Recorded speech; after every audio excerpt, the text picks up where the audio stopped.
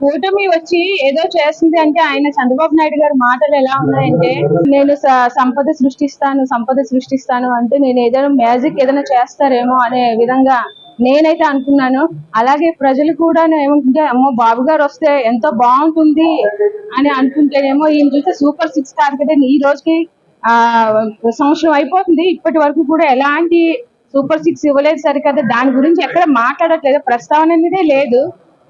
ఏదో అంటే ఎంతసేపు వైఎస్ఆర్సీపీ పార్టీని ఏ విధంగా ఇంకా కిందకి ఇచ్చేద్దాము, ఎంతసేపు వాళ్ళు ఏం చేశారు అని వాళ్ళు ఎత్తి పొడచడం తప్ప వాళ్ళతో అసలు వైసీపీతో పోల్చుకోవడానికి ఎక్కడ ఇది వీలే లేదండి. అర్థమైపోతుంది ఏ విధంగా ఉంటుందో పాలన అనేది.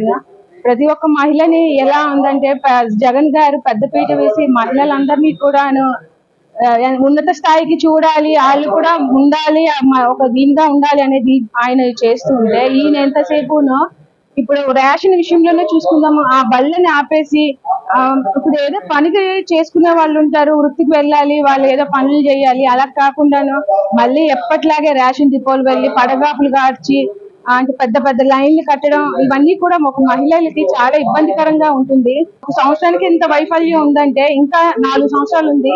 మరి ఈ 4 సంవత్సరాల్లోని ఎలా ఉంటుందో. ఇప్పుడు ఈ రోజు టీడీపీ కార్యకర్తలు కానీ ఎవరైనా సరే వార్డులోని ప్రశాంతంగా తిరగలేరు. ఎందుకంటే ప్రతి ఒక్కరు కూడా వాళ్ళని ప్రశ్నిస్తారు, ఏం చేస్తున్నారు ఏంటి. అదే మా టైంలో అయితే మేము చాలా వైఎస్ఆర్సీపీ టైంలో మా గవర్నమెంట్ ఉన్నప్పుడైతే మేము చాలా దీనిగా వెళ్లే వాళ్ళం వార్డులకి. ఈ రోజు కూడాను మాదే పై చేయిలాగా ఈ రోజు కూడా మా వైఎస్ఆర్సీపీ వాళ్ళే మేము తలెత్తుకొని తిరుగుతున్నాము. ఎందుకంటే మా నాయకుడిని చూపించుకొని దీన్ని బట్టి అర్థమవుతుంది మరి టీడీపీకి ఎంత సపోర్ట్ చేసిన వాళ్ళందరూ కూడా ఈ రోజు అయ్యో ఎందుకు ఇంతలా సపోర్ట్ చేసాము అనే విధంగా ఉంటుంది.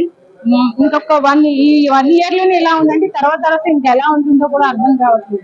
ఎలాంటి ఆయన చెప్పిన సూపర్ సిక్స్ అమలు అనేది అమలు చేయలేదు.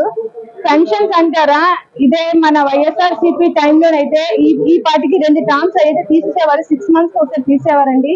ఇప్పుడు 1 year అయింది, కొత్త పెన్షన్ అనేది ఇప్పటి వరకు లేదు. మరి నేను మా వార్డులోనే ఎన్నో కొత్త పెన్షన్స్ ఇవ్వడం జరిగింది మా టైంలోని. అంటే చూసారా, దాన్ని బట్టి మీకు అర్థమవుతుంది.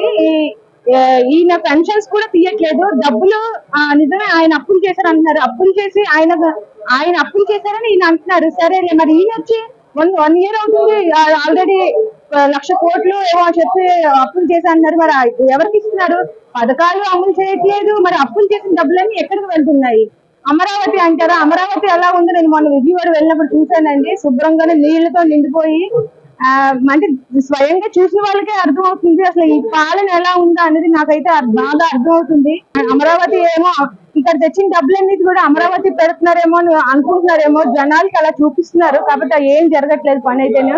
ఇది ఓన్లీ డబ్బున్న వాళ్ళకి మాత్రమే ఈ టీడీపీ అనేది. పేదవాళ్ళకైతే ఎటువంటి ఇది లేదు. ఈ రోజు ప్రతి ఒక్క పేదవారు కూడా ఎంత ఏడుస్తున్నారంటే ప్రతి ఒక్కరు కూడా చాలా బాధపడుతున్నారు.